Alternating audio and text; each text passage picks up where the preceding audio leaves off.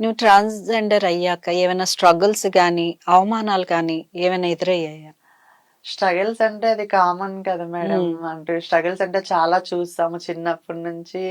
ఇప్పుడు ఇక్కడ దాకా వచ్చి స్టేజ్ లో అందరూ నానా మాటలాడి నానా ఇది చేసి మమ్మీ డాడీని విలేజ్ లో వాళ్ళకి చెప్పడం, ఇట్టని కొడుకు ఇట్టని కొడుకు అట్ట.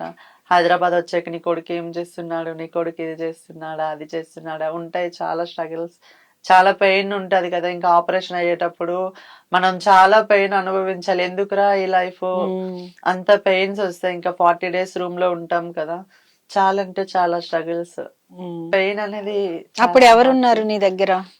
నా ఆపరేషన్ అయ్యేటప్పుడు నా ఫ్రెండ్ మళ్ళీ అనేసి అత్తయ్య అమ్మ ఉండేటోళ్ళు. సో వాళ్ళు వచ్చారు, చూసుకునేటోళ్ళు, తినిపించేటోళ్ళు, వెళ్ళిపోయేటోళ్ళు. 20 days నా కింద ఉండి నా కింద పనిచేసిన ఫ్రెండ్ మళ్ళీ తనకు మట్టు నేను ఎప్పటికీ రుణపడి ఉంటాను. ఎందుకంటే తను నేను వేసే వాష్రూమ్ అనగా నేను వేసే బాతింగ్ అనగా ఏదైనా తనే తీసి టయానికి ఇచ్చేసుకునేటోళ్ళు. ఎమోషన్ అవుతున్నా.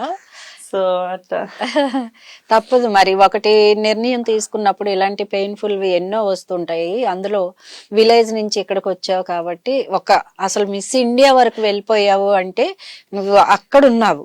అసలు నువ్వు దీని గురించి పడిన స్ట్రగుల్ అంతా మర్చిపోవచ్చు.